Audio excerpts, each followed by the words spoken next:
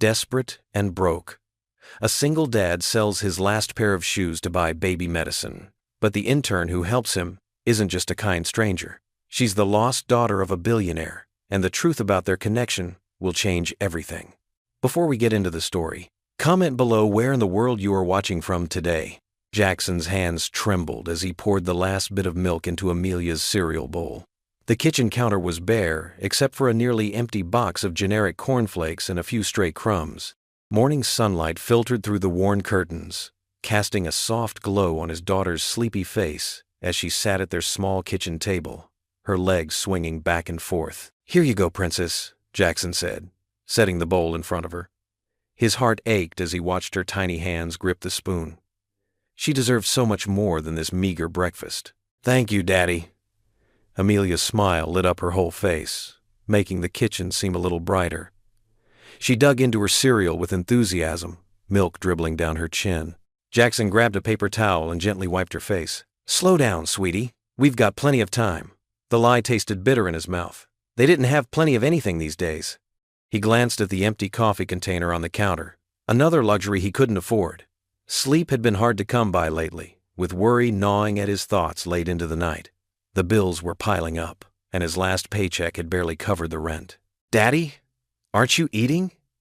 Amelia's big brown eyes looked up at him with concern. "I already ate, sweetheart," he lied again, forcing a smile. His stomach growled in protest, but he ignored it. There wasn't enough cereal for both of them, and Amelia always came first. After breakfast, Jackson helped Amelia get dressed for daycare. Her clothes were clean but worn, hand-me-downs from a neighbor's kid. He brushed her dark curls carefully, treasuring these quiet moments with his daughter. "Remember to be good for Miss Sarah today," he said, zipping up her little jacket. "Daddy has to work late again." "I'm always good," Amelia giggled, wrapping her arms around his neck in a tight hug. The sweet smell of baby shampoo filled his nose, and Jackson held her close, trying to memorize everything about this moment. The drive to daycare was spent singing along to the radio, Amelia's off-key version of "Twinkle, Twinkle, Little Star," bringing a genuine smile to Jackson's face. After dropping her off with a final kiss and hug, he headed to work at Footsteps, the small shoe store where he'd been employed for the past 2 years. The bell chimed as Jackson entered the store, the familiar smell of leather and rubber soles greeting him. His manager, Bob, barely looked up from his newspaper. "You're cutting it close, Michaels." "Sorry, traffic was bad," Jackson mumbled, heading to the back room to put on his name tag. The truth was, Amelia had been moving slower than usual this morning, but he wasn't about to explain that to Bob. The day dragged on, filled with demanding customers and aching feet. Jackson helped a woman try on 7 different pairs of running shoes before she left, without buying anything. He reorganized the clearance section twice and dealt with a return from an angry customer who'd worn their shoes for 3 months. During his lunch break, Jackson sat in the break room, drinking water and trying to ignore his empty stomach. He pulled out his wallet, counting the few wrinkled bills inside for the 100th time. It wasn't enough. It was never enough. The afternoon brought more customers, including a well-dressed woman who complained about Jackson's attitude when he couldn't find her size in the exact shade of beige she wanted. He apologized repeatedly, his pride crumbling with each, "I'm sorry, ma'am." At 4 o'clock, his phone buzzed. Jackson's heart sank when he saw his ex-wife's number on the screen. Taking a deep breath, he answered the call in the stockroom. "Hello? Jackson, Amelia's going to need her cold medicine refilled." His ex-wife's voice was clipped and businesslike. "The pediatrician called it into the pharmacy already. Make sure you pick it up today." Jackson's throat tightened. I'll take care of it." "You better. We can't have her getting sick again. And Jackson, don't forget about the custody hearing next month." The call ended before he could respond. Jackson leaned against the shelves of shoe boxes, his hands shaking. The medicine would cost at least $50, money he didn't have. His eyes burned with unshed tears as he thought about the worn pair of sneakers in his car. Those shoes were the last gift his father had given him before passing away. They were expensive ones, top-of-the-line running shoes that had carried him through countless morning jogs, job interviews, and park visits with Amelia. Now they were scuffed and faded, but they were all he had left of his dad. The rest of his shift passed in a blur of customers and sales pitches. When 6 o'clock finally came, Jackson's feet were throbbing, and his shoulders sagged with exhaustion. He changed out of his work uniform and retrieved the sneakers from his car. cradling them like precious cargo. The walk to the pharmacy felt like a march to his execution. Each step was heavier than the last, the weight of his failure as a father pressing down on him. The setting sun cast long shadows across the sidewalk, and a cool breeze carried the scent of approaching rain. Finally, Jackson stood in front of Brighton Pharmacy, its fluorescent lights harsh against the darkening sky. The sneakers felt like lead in his hands as he pushed open the door, the little bell announcing his arrival with cheerful ignorance of his pain. The sharp smell of antiseptic filled his nostrils, and the cool air inside made him shiver. Or maybe it wasn't the air at all. Maybe it was the knowledge that he was about to sell the last piece of his father he had left, just to afford medicine for his daughter. But what choice did he have? Amelia needed the medicine, and a father's love meant sacrificing everything, even memories, for his child's well-being. Jackson stood just inside the pharmacy entrance, the fluorescent lights harsh against his tired eyes. The worn sneakers in his hands felt heavy, not from their weight, but from the memories they carried. His father had given them to him years ago, and now they were the last thing of value he owned. The aisles stretched before him like an endless maze. Row after row of bottles and boxes lined the shelves, their prices making his stomach twist. He knew Amelia needed medicine for her cold, but the numbers on the price tags might as well have been in another language. They were all too far out of reach. His fingers traced the frayed laces of his father's sneakers. "I'm sorry, Dad," he whispered under his breath, "but Amelia needs this more." Moving slowly through the aisles, Jackson tried to make sense of the labels. Cold medicine, fever reducers, cough suppressants. There were so many options, and he couldn't afford to make the wrong choice. His daughter's flushed face and tired eyes from that morning haunted him. "Can I help you find something?" The gentle voice startled him. Jackson turned to see a young woman in a white coat, her name tag reading, Sophia Zimmerman, Pharmacy Intern. Her smile was warm and genuine, something he hadn't experienced much lately. Jackson cleared his throat, embarrassment coloring his cheeks. "My daughter has a cold. She's 3. I just need something that will help her feel better." Sophia nodded, her eyes catching sight of the sneakers he was clutching. "What are her symptoms?" "Fever, mostly, and a bad cough that keeps her up at night." Jackson shifted uncomfortably. "I was hoping to find something affordable." Understanding flickered across Sophia's face, but there was no pity in her expression, just kindness. "Let me show you some options. We actually have some good generic brands that work just as well as the name brands." She led him down one of the aisles, explaining the different medications in simple terms. Jackson found himself relaxing slightly as she spoke, her manner both professional and warm-hearted. "This one would be good for her fever," Sophia said, reaching for a bottle. "And we have some cough syrup that's specifically formulated for children her age." Jackson glanced at the prices, and his heart sank. Even the generic brands were more than he could manage. He gripped the sneakers tighter. "I was actually hoping to sell these," he admitted quietly. "They're good quality, barely worn." Sophia's eyes softened. "Wait here a moment," she said, heading toward the pharmacy counter. Jackson watched as she spoke with an older pharmacist, their voices too low to hear. His pride screamed at him to leave, to figure out another way. But Amelia's needs came first. They always would. When Sophia returned, she was holding both medications. "We have a discount program for families," she explained. "And I can apply my employee discount as well. It should bring the price down considerably." "I couldn't." Jackson started to protest, but Sophia held up her hand. "It's not charity," she said firmly. "These are legitimate discounts we offer. Please, let me help." Something in her voice, perhaps the genuine concern or maybe just the simple human kindness, broke through Jackson's defenses. "Thank you," he managed. "My daughter Amelia, she really needs this." As Sophia rang up the medicine, she asked about Amelia. Jackson found himself talking more than he had in months, describing his daughter's love of dancing, her infectious laugh, the way she tried to help him fold laundry, even though she mostly just made a bigger mess. "You're doing a good job," Sophia said quietly as she bagged the medicine. "Being a single parent isn't easy." Jackson blinked in surprise. "How did you know?" "Just a feeling," she replied, with a gentle smile. She slipped something into the bag, her business card, he would later discover. "If you need any help with medications in the future, please don't hesitate to ask for me." The total was still more than he wanted to spend, but far less than he'd feared. Jackson carefully counted out the bills, trying to hide how his hands shook slightly. He wouldn't have to sell his father's sneakers after all. As Sophia handed him the bag, their eyes met for a moment. Her kindness had done more than just help him get medicine for Amelia. It had given him a small glimmer of hope, something he hadn't felt in a long time. But that hope also made him uncomfortable, reminding him of just how precarious his situation had become. Jackson clutched the bag of medicine, his father's sneakers tucked under his arm. "Thank you," he said again, meaning it more than she could know. The automatic doors slid open as he stepped out, the evening air cool against his face. Relief flooded through him knowing Amelia would have the medicine she needed, but it was tempered by the stark reality of his situation. He'd made it through today's crisis, but tomorrow would bring new challenges.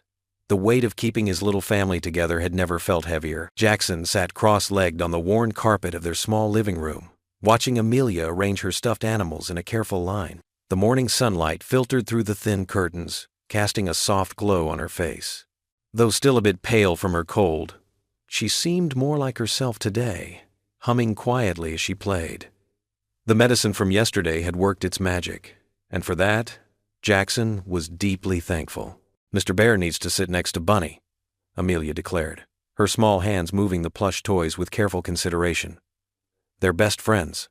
"Is that right?" Jackson smiled, but his heart felt heavy. He glanced at his phone, checking his bank account balance for the third time that morning.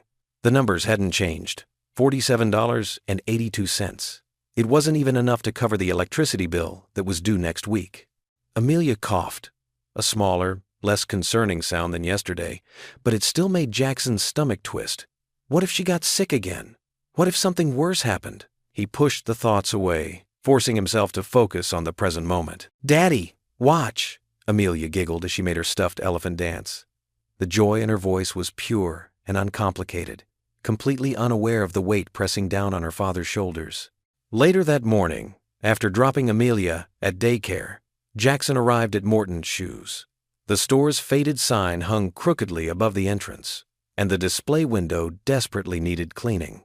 Inside, the fluorescent lights flickered, casting an unflattering glow on the rows of shoes that seemed to gather more dust than customer interest. "Morning, Jackson," his manager called out half-heartedly from behind the counter. They both knew the store's days were numbered. The mall across town had opened a new shoe department, and their small shop couldn't compete with the prices or selection. Jackson settled into his usual routine, straightening boxes and helping the few customers who wandered in. Around noon, he heard the familiar shuffle of Marge Peterson's orthopedic shoes against the linoleum floor. "There's my favorite shoe expert," Marge called out, her silver hair neatly pinned back, her kind face wrinkled with a warm smile. She'd been coming to the store for years, more out of loyalty than necessity. "Hi, Marge." Jackson managed a genuine smile. "How are those walking shoes working out for you?" "Just fine, dear." She patted his arm gently. "But I could use another pair of house slippers. And how's that beautiful little girl of yours?" "Amelia's doing better today. She had a bit of a cold, but the medicine helped." Jackson led her to the slipper section, trying to keep his voice steady. Marge studied his face. "You look tired, Jackson. Are you taking care of yourself?" "I'm fine," he assured her, though the words felt hollow. "Let's find you those slippers." After helping Marge, Jackson spent the afternoon reorganizing the clearance section, trying to make the dwindling inventory look more appealing. Each hour dragged by, marked only by the steady tick of the wall clock and the occasional squeak of his shoes against the floor. When his shift finally ended, Jackson sat in his car, staring at the crumpled pharmacy bag on the passenger seat. Sophia's business card had fallen out, and he picked it up, running his thumb over the embossed letters. Her kindness yesterday had been unexpected, a brief moment of light in what felt like endless darkness. But it also reminded him of how far he'd fallen, how he couldn't even afford basic medicine for his daughter without help from a stranger. The shame burned in his chest, mixing with gratitude in a way that made him feel sick. He'd always prided himself on being independent, on taking care of his responsibilities. Now, he felt like he was failing at the one thing that mattered most, being a good father to Amelia. The drive home was quiet, broken only by the rattling sound his car made whenever he stopped at a red light. Another problem he couldn't afford to fix. At daycare, Amelia ran to him with open arms, her earlier fatigue replaced by her usual enthusiasm. "Daddy, I drew you a picture." She thrust a crayon drawing into his hands, showing stick figures holding hands under a yellow sundae. "It's beautiful, sweetheart," he said, hugging her close, breathing in the sweet smell of her hair. Their evening routine was simple: macaroni and cheese for dinner, the store brand because it was cheaper, a quick bath, and then story time. Amelia insisted on wearing her favorite purple pajamas, the ones with tiny stars that were starting to fade from too many washes. As Jackson tucked her into bed, Amelia wrapped her small arms around his neck in a tight hug. Her touch was gentle, full of trust and love that he wasn't sure he deserved. "I'm glad you're my daddy," she whispered, her voice heavy with sleep. Jackson's throat tightened, and he had to blink hard to keep the tears at bay. He kissed her forehead, taking an extra moment to compose himself before pulling back. Amelia's eyes were already closing, her breathing becoming soft and steady. In the dim light of her night lamp, she looked so peaceful, so innocent.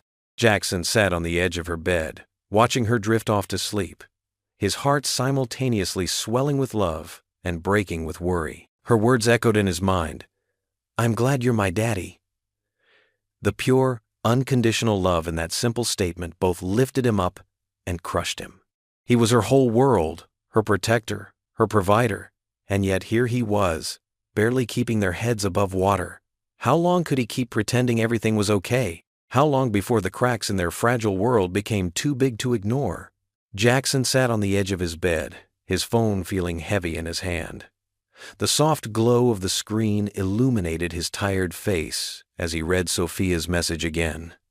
Her words were simple but kind, offering to drive him to work or pick up groceries. His thumb hovered over the reply button, uncertainty gnawing at him. Through the thin walls, he could hear Amelia's gentle breathing from her room next door. The sound reminded him of how precious and fragile their life together was. Bills were stacking up on his kitchen counter. Rent, utilities, and the latest medicine receipts forming a mountain of worry that seemed to grow taller each day. "It's just a ride," he whispered to himself, but the words felt bigger than that. Accepting help had never come easily to him. His father had taught him to stand on his own 2 feet, to be strong for others. But right now, being strong felt impossibly hard. The phone buzzed again. Another message from Sophia. "No pressure. Just wanted you to know. I'm here if you need anything." Jackson closed his eyes and took a deep breath. The memory of her kindness at the pharmacy was still fresh in his mind. How she'd helped him without making him feel small. That wasn't something he was used to. After several minutes of internal debate, his fingers moved across the screen. "Thank you. A ride to work tomorrow would help a lot." Her response came quickly. "Great. I'll pick you up at 8 a.m. Text me your address." The next morning, Jackson stood on his front porch, checking his watch repeatedly.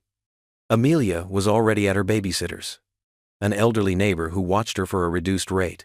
The morning air was crisp, and the sun was just beginning to warm the quiet street. A silver sedan pulled up precisely at 8. Sophia waved from the driver's seat, her smile bright and genuine. Jackson walked to the car, his shoulders tense with the awkwardness of accepting help from someone who was practically a stranger. "Good morning," Sophia said as he slid into the passenger seat. The car smelled faintly of vanilla and coffee. "I brought you this." She gestured to a paper cup in the holder. "I wasn't sure how you'd take it, so there's cream and sugar in the bag if you need it." Jackson stared at the cup, touched by the simple gesture. "Black is perfect, actually. Thank you." As they drove through the morning traffic, Sophia kept the conversation light and easy. She talked about the weather, about a funny incident at the pharmacy, about nothing and everything. Her voice had a calming quality that made the silence between them comfortable rather than strained. "How's Amelia doing?" she asked, stopping at a red light. "Is the medicine helping?" Jackson's expression softened at the mention of his daughter. "Much better, thanks to you. She's almost back to her usual self, which means running circles around me all day." Sophia laughed. "That must keep you busy.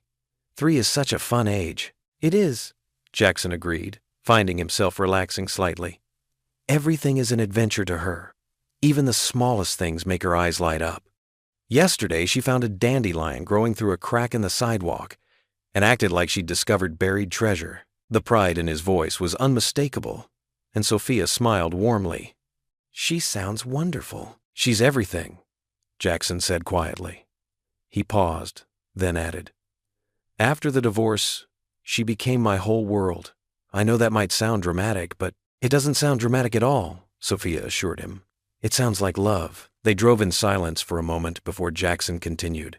Sometimes I wonder if I'm doing enough for her. He trailed off, surprised by his own openness. From what I can see, you're doing everything you can, Sophia said gently. That's all anyone can ask. The traffic moved slowly, giving them time to talk. Jackson found himself sharing more than he'd intended. About his job at the shoe store, about the struggle to make ends meet, about his fears for the future. Sophia listened without judgment, offering quiet words of encouragement when needed. I used to think asking for help meant I was failing, she said as they neared the shoe store. But sometimes it takes more strength to accept help than to struggle alone. Jackson looked at her, curious about the personal note in her voice, but before he could ask, they had arrived at his workplace. The familiar storefront looked less daunting somehow, after the peaceful drive. Thank you, he said as he unbuckled his seatbelt. Not just for the ride, but he gestured vaguely, unable to find the right words. Sophia smiled. Anytime, Jackson. I mean that. As he stepped out of the car, Jackson felt something he hadn't experienced in a long time. That small gesture, a simple ride to work, had sparked something in him. Maybe it was okay to accept kindness without questioning it. Maybe it was okay to let someone help carry the weight, even just for a little while. Thank you, he said again, meaning it more than she could know. Jackson's phone buzzed on his desk during his lunch break. The familiar number of his ex-wife made his stomach tighten. He stepped away from the shoe displays and into the break room, pressing the answer button with hesitation. Hello? Jackson, we need to talk about Amelia. Her voice was cold and businesslike, just as it had been during their divorce. David got a promotion. We're moving to Colorado next month, and I'm taking Amelia with us. The words hit him like a physical blow. Jackson gripped the edge of the break room table, his knees suddenly weak. You can't just take her, he managed to say, his voice barely above a whisper. She's my daughter, too. Be realistic, Jackson. What kind of life can you give her? You can barely afford her medicine. The familiar note of condescension in her voice made his chest ache. David can provide everything she needs. Good schools, a big house, stability. Money isn't everything, Jackson said, fighting to keep his voice steady. Amelia needs her father. You'll have visitation rights, of course. We can work something out. Jackson closed his eyes, trying to push back the wave of panic threatening to overwhelm him. I won't let you take her away from me. Don't make this difficult, Jackson. My lawyer will be in touch. The line went dead before he could respond. The rest of his shift passed in a blur. Jackson moved through the motions of helping customers, but his mind was consumed with thoughts of Amelia. Every time he showed a pair of children's shoes to a parent, he imagined Amelia's tiny feet, her gleeful giggle when she tried on new shoes. The thought of not hearing that laugh every day made his heart feel like it was being torn apart. During a quiet moment between customers, Jackson called several law offices. Each conversation left him more discouraged than the last. The retainer fees were far beyond what he could afford, and the few who offered payment plans still required substantial down payments. I'm sorry, Mr. Michaels, one receptionist said kindly, but our minimum retainer is $5,000. Jackson thanked her and hung up, slumping against the wall. $5,000 might as well have been $5 million. He had less than $100 in his checking account, and his next paycheck was already spoken for with rent and utilities. The store manager noticed his distraction and called him into the office. Everything okay, Jackson? You seem off today. Family issues, Jackson replied vaguely, not wanting to break down in front of his boss.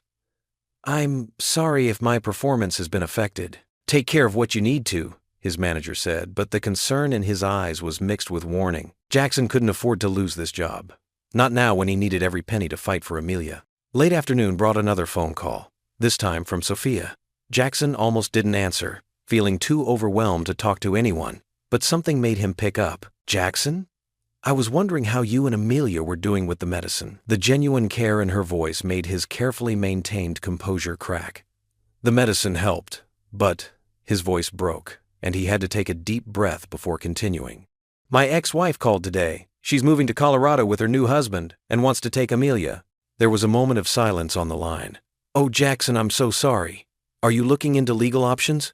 I've been calling lawyers all day, he admitted, but I can't afford any of them. I don't know what to do. Listen, Sophia said, her voice taking on a determined tone. I know some people who work with legal aid. Let me make some calls. There are organizations that help parents in situations like yours. Jackson's pride warred with his desperation. I can't keep asking for your help. You're not asking, I'm offering, Sophia replied firmly. This is about Amelia, right? Let me help you fight for her. Tears burned behind his eyes. Thank you, he managed to say. After his shift ended, Jackson sat in his car in the empty parking lot.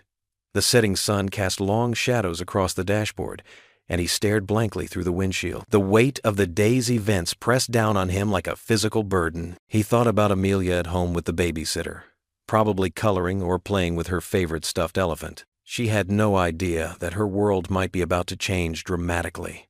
The thought of her being taken thousands of miles away, of missing her daily routines, her growth, her precious moments, it was unbearable. A tear rolled down his cheek, and he quickly wiped it away with the back of his hand. He couldn't break down. Not now. Amelia needed him to be strong, to fight for her with everything he had. But sitting alone in his car, the magnitude of the battle ahead seemed insurmountable. His thoughts drifted to the legal aid Sophia had mentioned. Would it be enough? Could he prove to a judge that his love and presence in Amelia's life outweighed the financial stability his ex-wife's new husband could provide? The uncertainty of it all pressed down on him, making it hard to breathe. Jackson stared out at the empty parking lot, feeling more alone than he had in a long time. He needed to find a way to keep his daughter, but the path forward seemed impossible to see through his tears. Jackson's phone buzzed on the kitchen counter while he was making Amelia's lunch. He wiped his hands on a dish towel and picked it up, seeing Sophia's name on the screen. His heart did a little jump. Her calls had become a bright spot in his increasingly difficult days. Hello? He answered, trying to keep his voice steady. Jackson, I have some good news. Sophia's voice was filled with enthusiasm. I found a lawyer who specializes in custody cases, and he's willing to give you a free consultation. His name is David Martinez, and he's got an excellent track record with cases like yours. Jackson leaned against the counter, his free hand gripping the edge. I don't know what to say. How did you manage that? Let's just say I know some people, Sophia replied with a gentle laugh. The consultation is tomorrow at 2 if you can make it. I can drive you there. Jackson glanced at his work schedule pinned to the refrigerator. He'd have to swap shifts with someone, but this was too important to pass up. I'll make it work, he said, his voice thick with emotion. Thank you, Sophia. I mean it. The next day, Jackson stood outside the impressive glass and steel building that housed the law offices, fidgeting with his tie. He'd borrowed it from his neighbor, along with a slightly ill-fitting blazer. Sophia stood beside him, looking professional and put together in her own business attire. You look fine, she assured him, noticing his nervous adjustments. Come on, we don't want to be late. The elevator ride to the 14th floor felt like an eternity. Jackson's palms were sweaty, and his heart was racing. The doors opened to reveal a tastefully decorated office with leather chairs and modern art on the walls. A friendly receptionist led them to Mr. Martinez's office. David Martinez was a middle-aged man with kind eyes and salt and pepper hair. He stood up from behind his desk to greet them, his handshake firm and reassuring. Mr. Michaels, please, have a seat. Miss Zimmerman has told me about your situation. Jackson sat down, his hands clasped tightly in his lap. I appreciate you taking the time to meet with me, sir. I don't have much money, but my daughter means everything to me. Mr. Martinez nodded, opening a notepad. Tell me about your relationship with Amelia. How involved are you in her daily life? For the next hour, Jackson poured out his heart. He told the lawyer about making Amelia's meals, reading her bedtime stories, taking her to the park even when he was exhausted from work. He described their morning routines, their weekend traditions, and how he'd never missed a doctor's appointment. Sophia sat quietly beside him, occasionally offering supporting details from what she'd witnessed. Mr. Michaels, Martinez said, finally, closing his notepad. Based on what you've told me, you have a strong case for maintaining custody. You've been Amelia's primary caregiver. You've maintained stable employment, and you've created a loving, nurturing environment for her. Jackson felt tears pricking at his eyes. Really? Really, Martinez confirmed. Your ex-wife's decision to move out of state with a new partner doesn't automatically grant her the right to take Amelia away. Courts generally favor maintaining stability for the child, and you've provided that stability. Hope bloomed in Jackson's chest, but reality quickly dampened it. The legal fees, he started. Martinez held up a hand. Let's focus on building your case first. There are various options we can explore for the financial aspects, payment plans, legal aid programs. The important thing is that you have a solid foundation for custody. After the meeting, Sophia drove Jackson home in comfortable silence. Her presence had become familiar, comforting. He stole glances at her profile as she navigated the afternoon traffic, wondering how this virtual stranger had become such an important part of his life in such a short time. She pulled up in front of his apartment building and turned off the engine. "That went well," she said, smiling at him. "Thanks to you," Jackson replied. "I don't know how I'll ever repay you for all this." "You don't have to repay me, Jackson. Seeing you fight so hard for Amelia is payment enough." She paused, then looked him directly in the eyes. "You're a good father. Don't forget that." Jackson stood in his doorway, watching as Sophia's car disappeared around the corner. Her words echoed in his mind. "You're a good father." For the first time in months, he felt something more than just determination. He felt hope. Real, tangible hope that maybe, just maybe, things would work out. He walked into his apartment, where Mrs. Rodriguez from next door was watching Amelia. His daughter ran to him, wrapping her tiny arms around his legs. "Daddy!" she squealed, and Jackson felt his heart swell with love. Picking her up, he held her close, breathing in the sweet smell of her hair. The lawyer's words came back to him. He had a strong case. He had been a good father, despite all his struggles. And now, thanks to Sophia's help, he had a fighting chance to keep his daughter where she belonged, with him. Standing in his small living room, holding Amelia, Jackson felt a deep sense of gratitude wash over him. The road ahead would still be difficult, but for the first time in a long while, it didn't feel impossible. That flicker of hope Sophia had helped kindle was growing stronger, and he was determined to keep it alive. Jackson sat at his desk, organizing the day's sales receipts when his boss, Mr. Patterson, poked his head around the corner. His expression was grim, shoulders hunched with an invisible weight. "Jackson, could you come to my office for a minute?" The fluorescent lights buzzed overhead as Jackson followed Mr. Patterson down the narrow hallway. His stomach tightened. He'd seen that look before, on other people's faces, right before bad news. The office was small and cluttered with dusty inventory reports and old photographs of the store from decades past. Mr. Patterson settled into his creaky chair and gestured for Jackson to sit.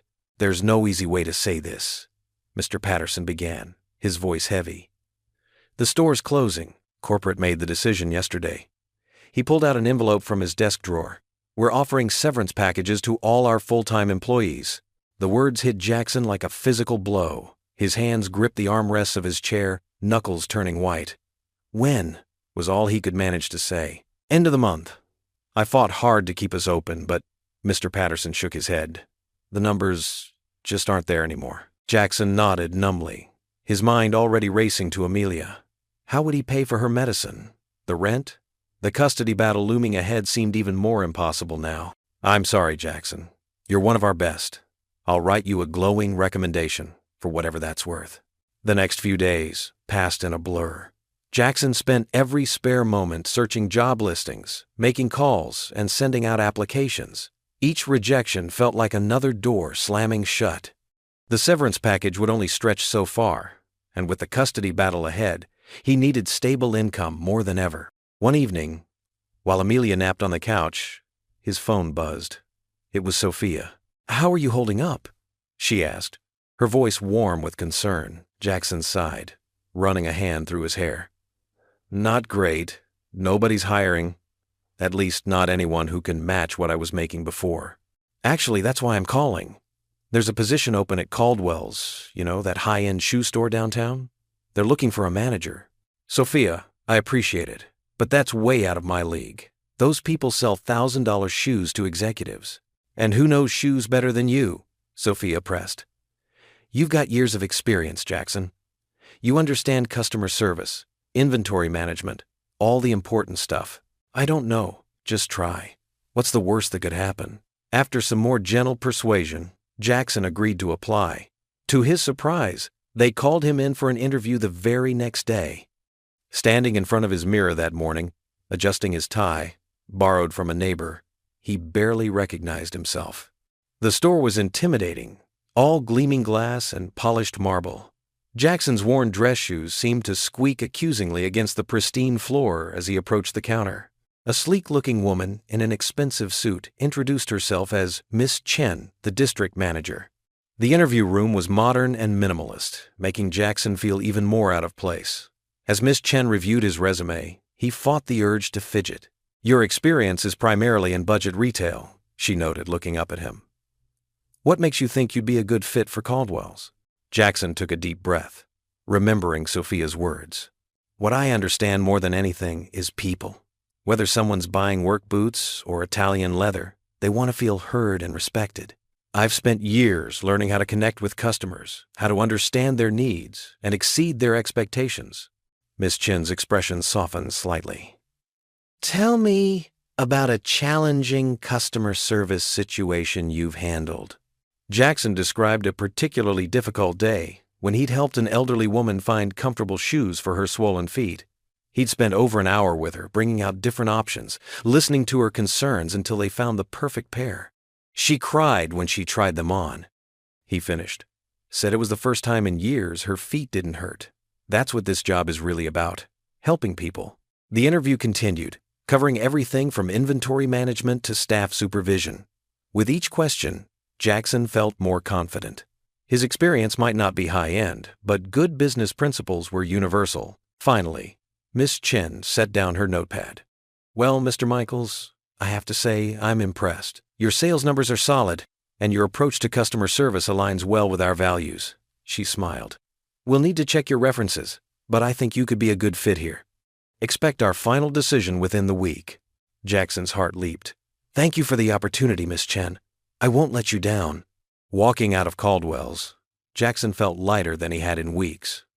The spring air seemed fresher, the sun brighter. He pulled out his phone and dialed Sophia's number with trembling fingers. "How did it go?" She answered on the first ring. "They're going to check my references," Jackson said, still hardly believing it himself. "Miss Chen seemed positive about it. She said I could be a good fit." "Jackson, that's wonderful." Sophia's excitement was contagious. "I knew you could do it." "It's not a sure thing yet," he cautioned, but couldn't keep the smile from his voice. "But thank you for pushing me to try. I never would have applied on my own. You deserve this chance, Jackson, more than anyone I know." As he walked to his car, Jackson felt a flutter of hope in his chest. The job wasn't guaranteed yet, but for the first time since hearing about the store closing, he felt like he was moving forward instead of drowning.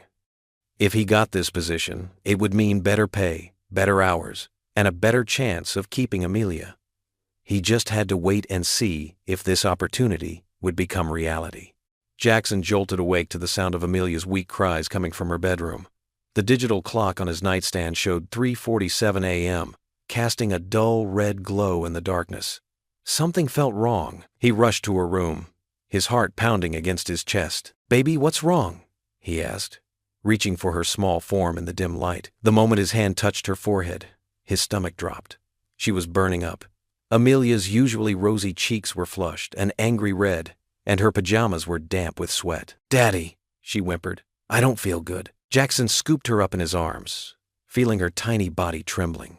He grabbed the thermometer from the bathroom cabinet with shaking hands. When the device beeped, the reading made his blood run cold. 103.2 degrees Fahrenheit. "We're going to see the doctor, sweetie," he said, trying to keep his voice steady. He quickly dressed her in warm clothes, wrapped her in a blanket, and grabbed his car keys. The drive to the emergency clinic felt endless. Every red light was torture as he watched Amelia through the rear-view mirror, slumped in her car seat, her eyes glazed and unfocused. His mind raced with worst-case scenarios. What if it was something serious? What if he couldn't afford the treatment? What about the new job interview he had tomorrow? The waiting room was mercifully empty when they arrived. A kind-faced nurse took one look at Amelia and ushered them straight to an examination room. The fluorescent lights made everything look harsh and clinical, highlighting the dark circles under Jackson's eyes. Dr. Martinez, a middle-aged woman with gentle hands, examined Amelia thoroughly. Jackson stood nearby, his fingers fidgeting with the worn edges of his jacket. "It's the flu, Mr. Michaels," she finally said, offering him a reassuring smile. A nasty strain, but nothing uncommon for this time of year. Jackson let out a breath he didn't know he'd been holding. Are you sure? She's never been this hot before. Children can spike high fevers quite quickly, doctor, Martinez explained, writing out a prescription. The important thing is to keep her hydrated and comfortable. These medications will help bring down the fever. Even with the doctor's reassurance, worry gnawed at Jackson's insides. He looked at the prescription slip, mentally calculating how much it would cost. His severance pay from the shoe store was already stretched thin. The next few days blurred together in a haze of worry and exhaustion. Jackson called to reschedule his job interview, thankful that the manager was understanding. He spent his days measuring doses of medicine, coaxing Amelia to drink water, and checking her temperature obsessively. Between caring for Amelia and preparing for his upcoming interview, Jackson barely slept. He practiced his interview responses while making chicken soup, rehearsed salary negotiations while folding laundry, and reviewed shoe inventory knowledge during Amelia's brief naps. Sophia called regularly to check on them. She offered to bring groceries and help with Amelia, but Jackson politely declined. He couldn't shake the feeling that accepting more help would somehow make him less capable as a father. One afternoon, while organizing his interview materials, Jackson found himself staring at a photo of Amelia on his phone. It was from last summer. Her face lit up with joy as she rode a carousel at the park, his vision blurred with tears. I can't fail you, he whispered to the photo. I just can't. The pressure felt overwhelming. His ex-wife's threat to take Amelia away loomed like a dark cloud. The new job wasn't just an opportunity anymore. It was a lifeline. Without it, how could he prove he could provide for his daughter? How could he fight for custody? That evening, as Amelia's fever finally broke, Jackson sat in the rickety chair beside her bed. The street lamp outside cast long shadows across her room, but her breathing was steady now, peaceful. Her favorite stuffed elephant was tucked under one arm, and her dark curls spread across the pillow like a halo. Jackson reached out and gently brushed a strand of hair from her forehead. Her skin was cool to the touch, and relief washed over him like a wave. Tears rolled down his cheeks, but this time they weren't from fear or worry. I love you so much, sweetheart, he whispered, his voice thick with emotion. More than anything in this world. Amelia stirred slightly in her sleep, hugging her elephant closer. A small smile played on her lips, and Jackson's heart swelled. This was what he was fighting for. These precious moments, this pure love. No matter what challenges lay ahead, no matter how impossible things seemed, he would never stop fighting for her. The phone's sharp ring cut through the quiet apartment. Jackson's heart skipped a beat as he reached for it, recognizing the number of the high-end shoe store. His hands trembled slightly as he answered. Hello, Mr. Michaels. The store manager's voice was warm and professional. I'm calling about the position we discussed. Jackson held his breath, watching Amelia play with her stuffed animals on the living room floor. Yes, sir. We'd like to offer you the position of assistant manager. When can you start? The words washed over Jackson like a wave of relief. He steadied himself against the kitchen counter, trying to keep his voice level. Thank you, sir. I can start as soon as you need me. Excellent. Monday morning, 8 sharp. After hanging up, Jackson sank into a kitchen chair, overwhelmed by emotion. Amelia looked up from her toys, her brown eyes curious. Daddy, okay? Yes, sweetheart. He smiled, opening his arms. Daddy's more than okay. The weekend passed in a blur of preparation. Sophia helped him shop for affordable work clothes at a second-hand store, finding him 2 suits that looked almost new. You're going to do great, she assured him, straightening his tie as he tried on the clothes. Just remember to be yourself. Monday morning arrived with a mix of excitement and anxiety. Jackson stood outside the gleaming storefront of Maxwell's Fine Footwear, taking in the elegant window displays and polished brass fixtures. It was a far cry from his old job at the discount shoe store. Inside, everything sparkled. The leather shoes gleamed under careful lighting, and the carpet was thick enough to muffle his footsteps. The store manager, Mr. Peterson, gave him a quick tour and introduced him to the staff. Remember, Mr. Peterson said, our customers expect the best. They're not just buying shoes, they're buying an experience. Jackson nodded, absorbing everything. He watched how the other salespeople interacted with customers, noting their polished manners and attention to detail. During his breaks, he studied the inventory, memorizing styles and sizes. The first few days were challenging. Jackson felt like an outsider in this world of luxury. Some customers looked down their noses at him, and others tested his patience with impossible demands. But he persevered, drawing on years of experience and genuine desire to help people.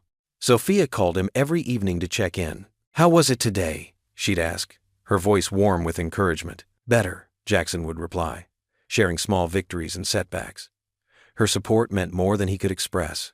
By the end of the week, Jackson had made his first big sale, a collection of designer shoes for a businessman's entire family. Mr. Peterson noticed his progress, giving him an approving nod. "You have good instincts, Michaels," he said. "Keep it up."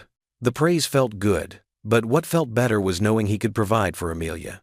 Each morning before work, he'd make her breakfast and pack her lunch for daycare. The routine was exhausting but rewarding. One evening, as he helped an elderly woman find comfortable walking shoes, she remarked, "You really care about getting this right, don't you?" Jackson smiled, measuring her foot carefully. "My daughter taught me that everyone deserves to feel comfortable and cared for." The woman ended up buying 3 pairs, and as she left, she patted his hand. "Your daughter is lucky to have such a thoughtful father." These moments helped Jackson feel like he belonged. He wasn't just selling shoes, he was helping people, just as he'd always done. The only difference was the setting and the price tags. Between customers, he'd study the management training manual Mr. Peterson had given him. He learned about inventory systems, staff scheduling, and sales forecasting. It was complicated, but Jackson threw himself into learning everything he could. Sophia visited him at work one afternoon, pretending to browse while actually checking on him. "You look different," she observed. More confident, Jackson straightened his tie, a small smile playing at his lips. "I feel different. Like maybe I can really do this." The weight of the custody battle still pressed on his mind, but now he had something to show for his efforts. He was building a stable career, one that could provide Amelia with the security she deserved. After his final shift that first week, Jackson gathered his things from the employee locker room. Mr. Peterson stopped by as he was leaving. "Good first week, Michaels. You're picking things up quickly." "Thank you, sir. I appreciate the opportunity." The drive home was filled with a quiet sense of accomplishment. The apartment building came into view, and Jackson could see the light on in their window. Mrs. Rodriguez, their elderly neighbor, had been watching Amelia after daycare. As he climbed the stairs, he heard the patter of small feet running to the door. It opened before he could reach for his keys, and there was Amelia, her face glowing with joy. "Daddy!" she squealed, launching herself into his arms. Jackson caught her, holding her close. The familiar smell of her strawberry shampoo and the warmth of her little body against his chest made every long hour worth it. "Hey, Princess, were you good for Mrs. Rodriguez?" "She was an angel," Mrs. Rodriguez said, gathering her things. "Drew you a picture, too." Amelia wiggled down and ran to get her artwork. Jackson thanked Mrs. Rodriguez and paid her for the week's babysitting. It was a stretch for his budget, but seeing Amelia well cared for was worth every penny. "Look, Daddy." Amelia held up a crayon drawing of 2 stick figures holding hands. "It's us." Jackson knelt down to examine the picture, feeling his throat tighten with emotion. "It's beautiful, sweetheart. Just like you." He pulled her into another hug, breathing in the moment. His new suit was wrinkled, his feet ached from standing all day, and tomorrow would bring new challenges. But right now, holding his daughter Jackson felt stronger than he had in months. He wasn't just surviving anymore. He was building something better for both of them. Jackson's hands trembled as he straightened his borrowed tie in the law office's bathroom mirror. The fluorescent lights cast harsh shadows under his tired eyes, making him look older than his 32 years. He splashed cold water on his face, trying to calm his racing heart. "You can do this," he whispered to his reflection. "For Amelia." The law office of Morris & Associates was modest but professional. The waiting room's leather chairs creaked as Jackson shifted his weight, thumbing through the stack of documents he'd brought. Pay stubs, character references, work schedules, everything that proved he could provide for Amelia. "Mr. Michaels," the receptionist called. "Mr. Morris will see you now." Inside the office, Mr. Morris, a kind-faced man in his 50s, gestured for Jackson to take a seat. "How are you holding up?" "Nervous," Jackson admitted, setting his folder on the desk. "I can't stop thinking about what could happen if—" "Let's focus on what we can control," Mr. Morris interrupted gently. He pulled out Jackson's case file. Your new job at Sterling Shoes is a strong point in our favor. How's that going? Good. Really good. Jackson sat up straighter. My manager says I'm picking things up quickly. The commission structure means I'm making more than at my old job. Mr. Morris nodded approvingly. That's excellent. The court will want to see financial stability. He paused, reviewing his notes. Now, about your living situation. For the next hour, they went through every aspect of Jackson's life with a fine-toothed comb. His work schedule, Amelia's daycare arrangements, their apartment, his support system. With each question, the weight in Jackson's chest grew heavier. What about your ex-wife's claims about your financial struggles? Mr. Morris asked carefully. Jackson's throat tightened. I won't lie, things were rough for a while. But I always made sure Amelia had what she needed. The medicine, the doctor visits.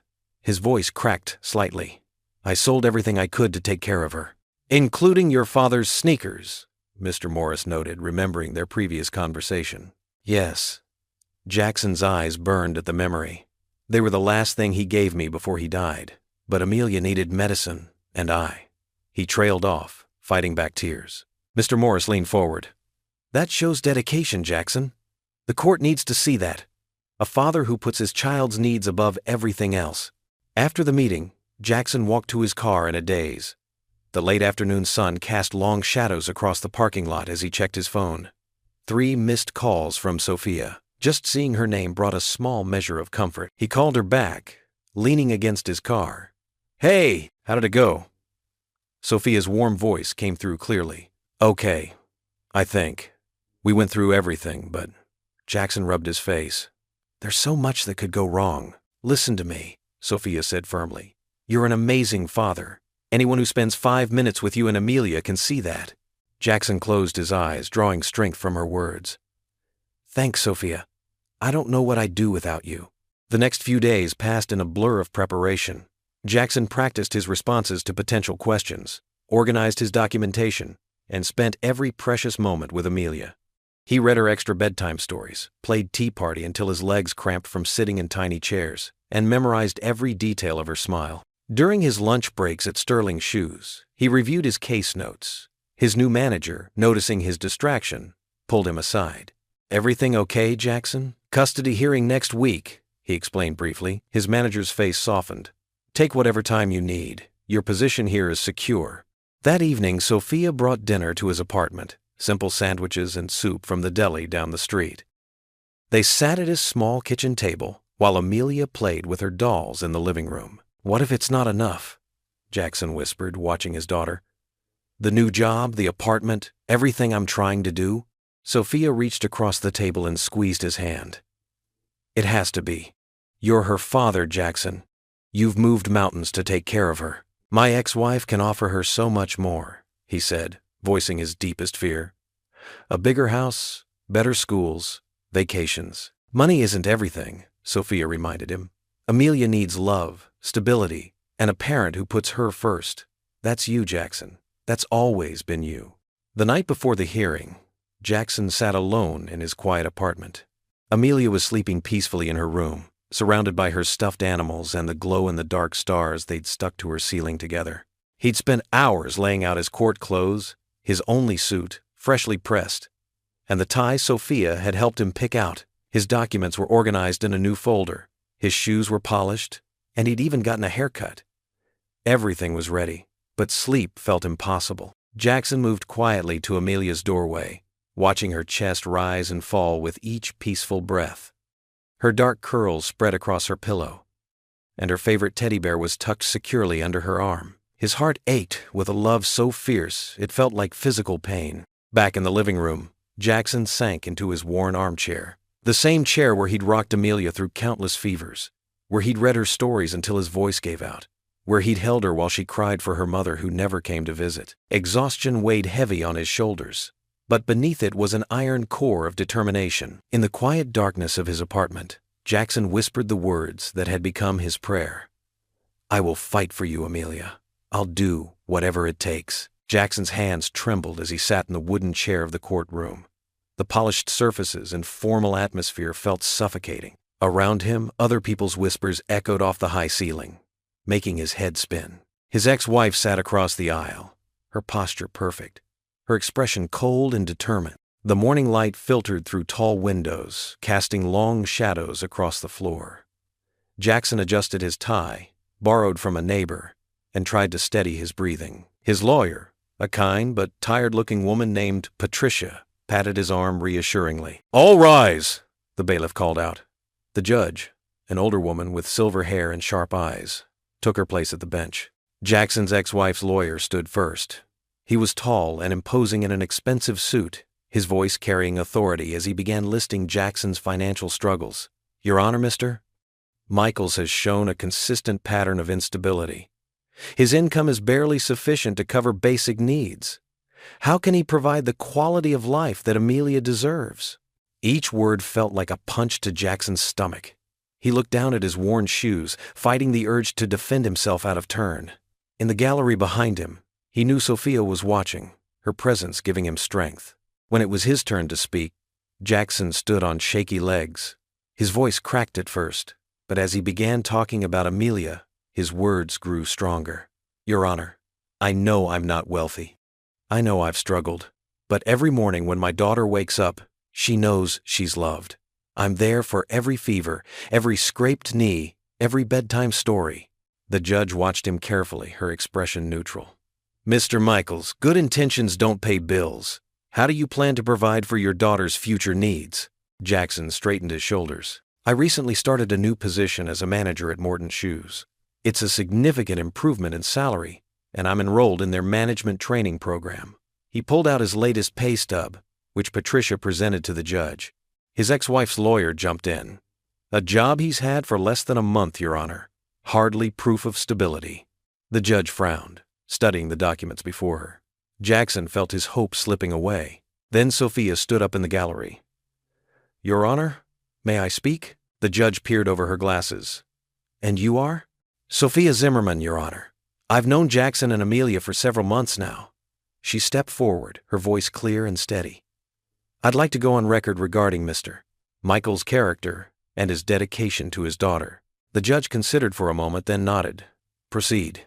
Sophia moved to the front of the courtroom. She looked professional and composed in her navy blazer. "I've watched Jackson work tirelessly to provide for Amelia.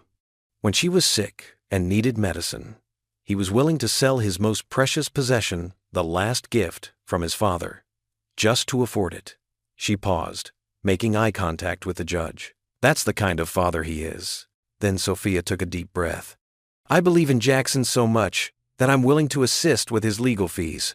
I've already arranged it with his attorney." She pulled out a document and handed it to Patricia, who presented it to the judge. The courtroom fell silent. Jackson stared at Sophia, overwhelmed by her gesture. His ex-wife shifted uncomfortably in her seat. The judge studied the new document carefully, her expression thoughtful. After what felt like an eternity, she looked up.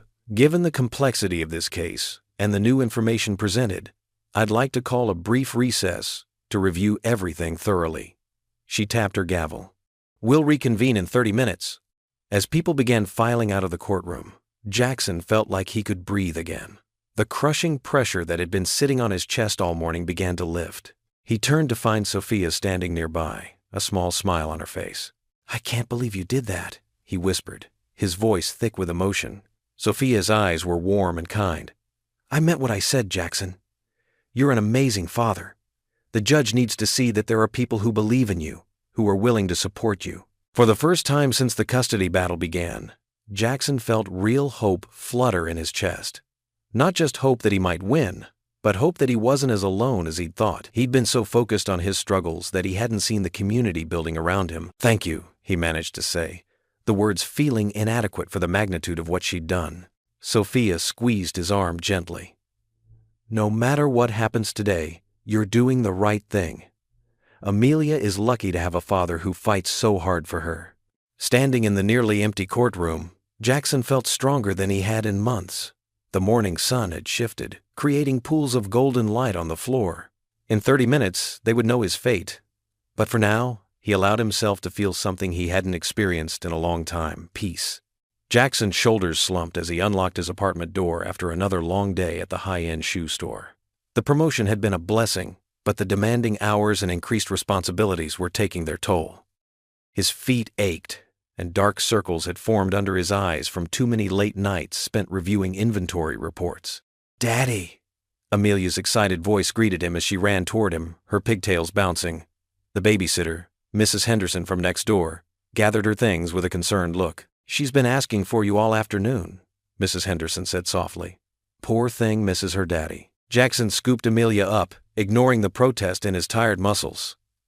"I miss you too, sweetheart." He pressed a kiss to her forehead, guilt gnawing at his insides. The long hours meant less time with his daughter, and that thought hurt more than any physical exhaustion. After paying Mrs. Henderson, Jackson managed to heat up some leftover pasta for dinner. His hands trembled slightly as he served Amelia her portion. The stress of the upcoming custody battle, combined with his new job responsibilities, felt like a weight pressing down on his chest. "Daddy, you're not eating," Amelia observed, marinara sauce dotting her chin. Jackson forced a smile and took a small bite, though his appetite had vanished weeks ago. "Just tired, princess." A knock at the door startled him. When he opened it, Sophia stood there, holding a paper bag from the grocery store. "I thought you might need some help," she said, her kind eyes taking in his exhausted state. "Sophia!" Amelia squealed, abandoning her dinner to run to the door. "You don't have to do this," Jackson protested weakly, but Sophia was already stepping inside. "I want to," she insisted, setting the bag down on the counter. "You look like you haven't slept in days, Jackson." He ran a hand through his disheveled hair. "I'm fine, really. Just adjusting to the new schedule." Sophia gave him a look that said she didn't believe him for a second. She began unpacking the bag, revealing fresh fruits, vegetables, and some prepared meals. "When was the last time you had a proper meal?" Jackson couldn't remember. The days had begun to blur together in an endless cycle of work, caring for Amelia and preparing for the custody case. "Let me help with Amelia's bedtime routine," Sophia offered. "You need to rest." "No, I couldn't." Jackson started to protest, but Sophia cut him off. "Jackson, you're about to fall over. Being a good father doesn't mean running yourself into the ground."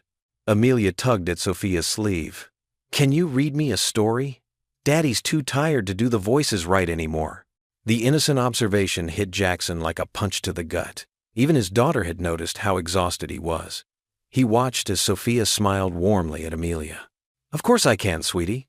Let's get you ready for bed while your daddy takes a break." Jackson sank onto the couch, listening to the sounds of Sophia helping Amelia brush her teeth and change into her pajamas.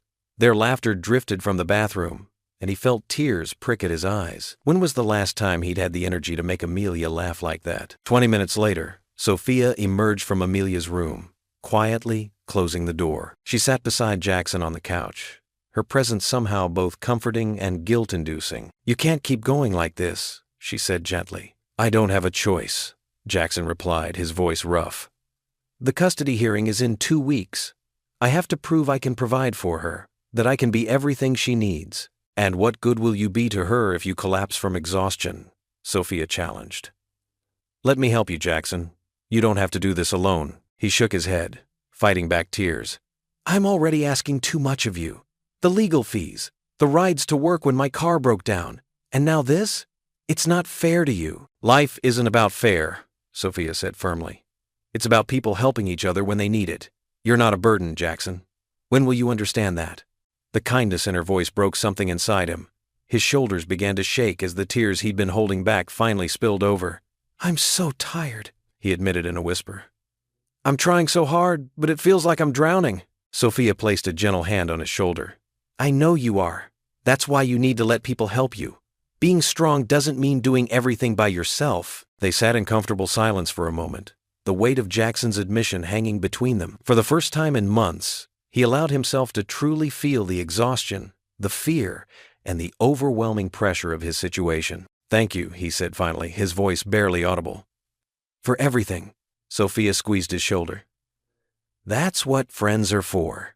In the quiet of his small apartment, with Amelia sleeping peacefully in the next room and Sophia's steadfast presence beside him, Jackson felt something shift inside his chest. It wasn't hope exactly, but rather the first step toward accepting that maybe, just maybe, He didn't have to carry this burden alone.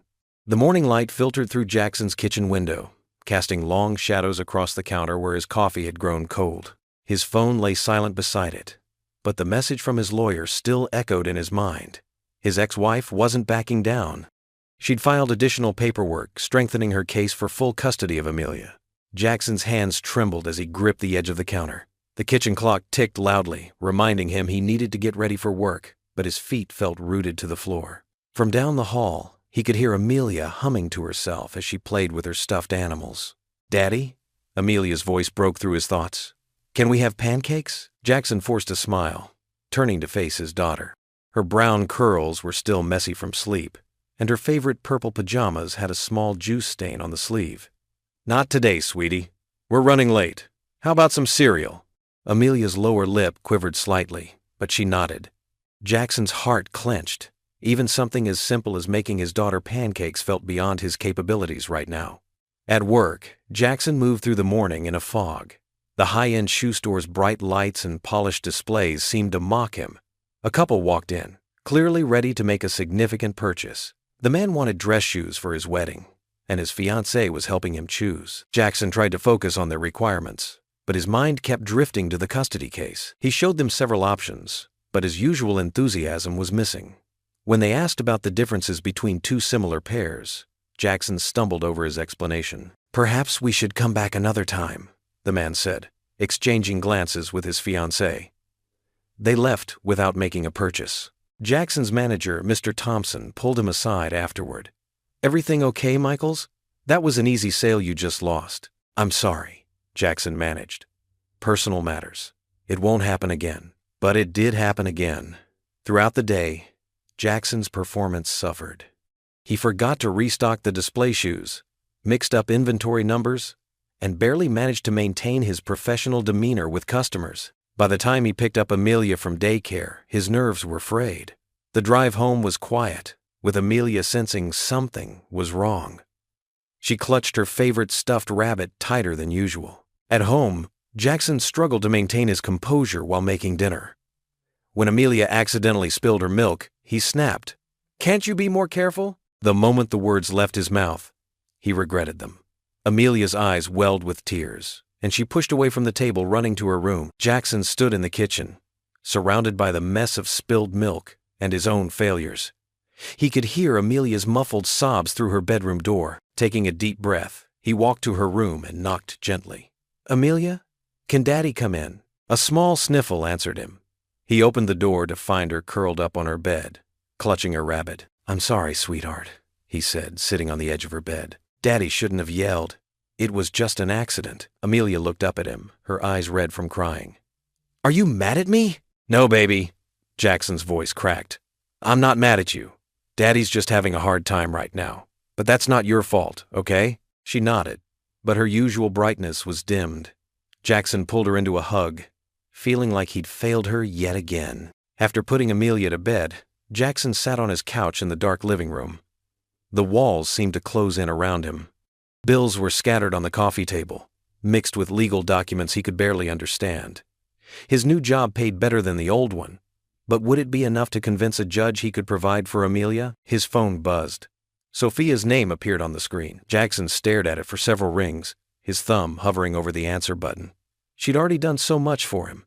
The legal aid connection, the emotional support, even helping with Amelia. It felt wrong to keep leaning on her. The phone stopped ringing, then buzzed again with a voicemail notification. A minute later, a text message appeared. "Hey, heard about the new filing. Just wanted to check on you. Call if you need anything." Jackson's vision blurred with unexpected tears. Sophia's simple message of support made his throat tight. She'd been there through every step of this nightmare, never asking for anything in return. The memory of her standing up in court, offering to help with his legal fees, still humbled him. His finger hovered over the call button again. Pride warred with need. He'd spent so long trying to handle everything alone, convinced that accepting help meant failure. But now, with Amelia's future hanging in the balance, could he afford to let pride stand in the way? The phone buzzed again with another message from Sophia. "Even if you just need someone to listen." Jackson closed his eyes, remembering how Sophia had helped him find discounted medicine for Amelia that first night at the pharmacy. She'd seen someone in need and reached out without hesitation. Maybe it was time he learned to do the same. Still, he couldn't bring himself to call. Instead, he typed out a message. "Having a rough day. Could use a friend." The response came immediately. "I'm here." Jackson stared at those two simple words, feeling something loosen in his chest. Maybe he didn't have to carry this burden alone. Maybe accepting help wasn't a sign of weakness, but of wisdom. He just hoped it would be enough to keep his family together. Jackson's eyes burned from lack of sleep as he guided Amelia through the sliding doors of the pediatric clinic. The familiar antiseptic smell mixed with the cheerful cartoon characters painted on the walls brought back memories of countless visits. His daughter's small hand felt warm in his as they made their way to the reception desk. "Good morning," the receptionist greeted them with a smile. "Amelia Michaels?" Jackson nodded, his voice rough from exhaustion. "Yes, 9 o'clock appointment with Dr. Martinez." While they waited, Amelia played with the wooden blocks in the corner of the waiting room.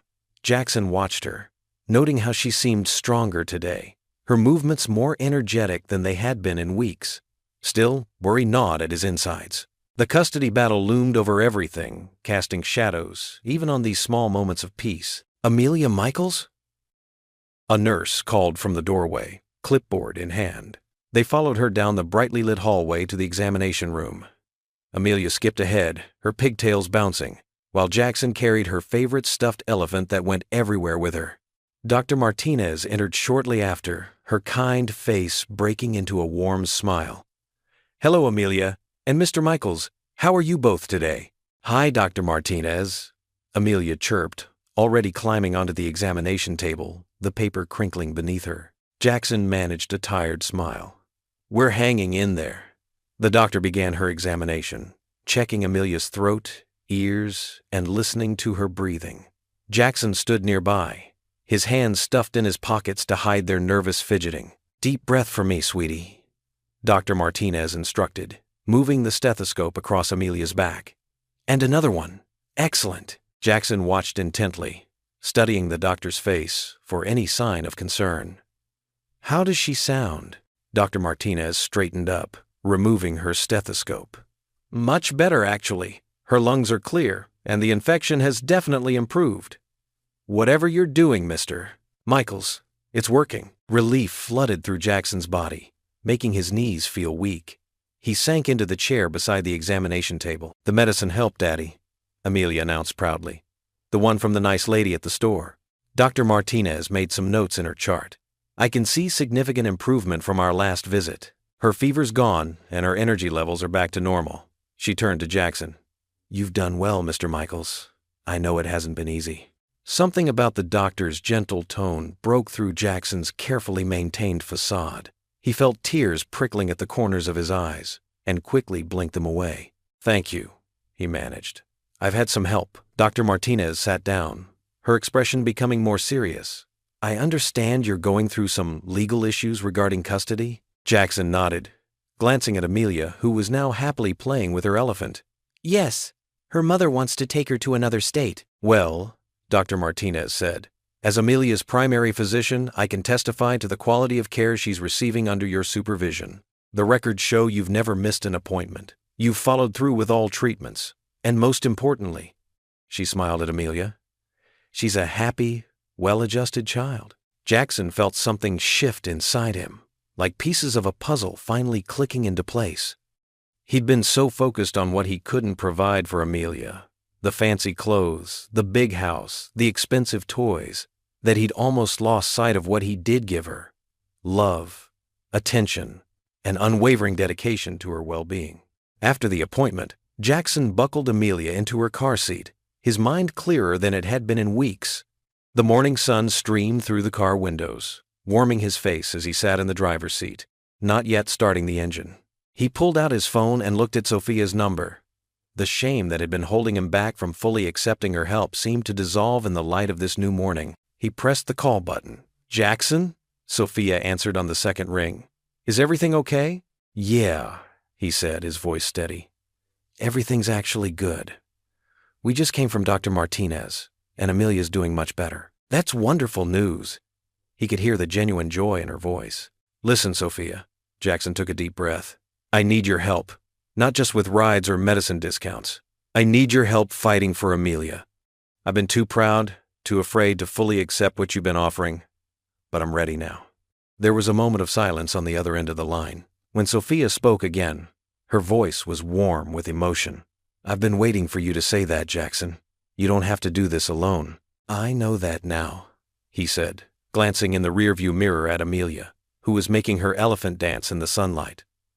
"I'm done feeling ashamed about needing help. This isn't about me anymore. It's about giving Amelia the best chance possible." "We'll figure this out together," Sophia assured him.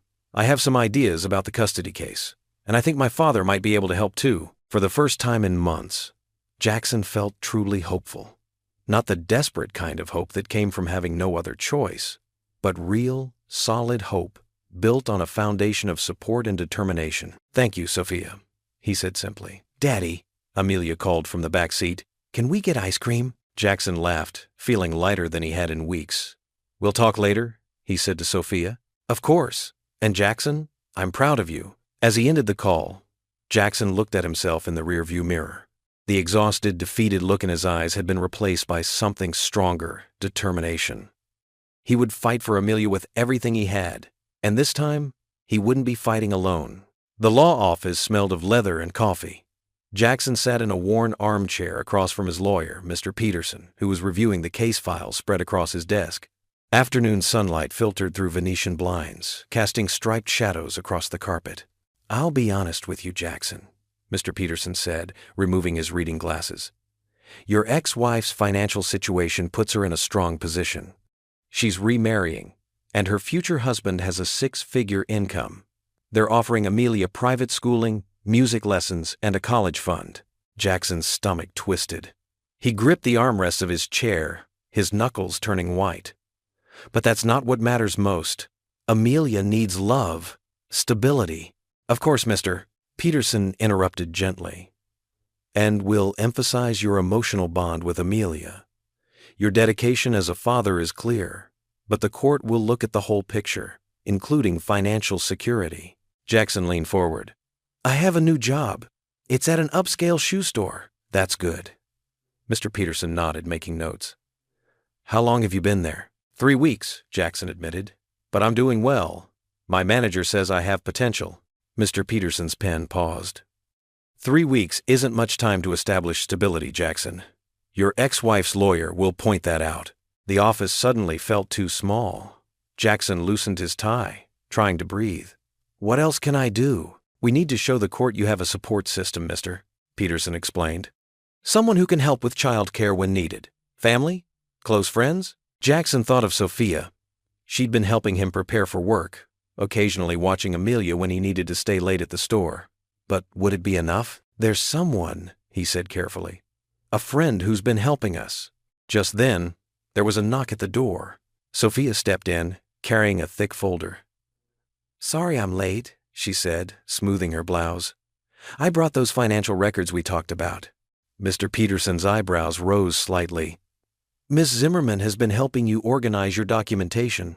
Jackson nodded. "She's been incredible. I wouldn't have made it this far without her help." Sophia sat in the chair next to Jackson, spreading the papers on the desk. She'd categorized everything: Jackson's work history, his new salary projections, Amelia's medical records, even character references from his former boss and current manager. "I've also drafted a proposed weekly schedule," Sophia explained, pulling out a color-coded calendar.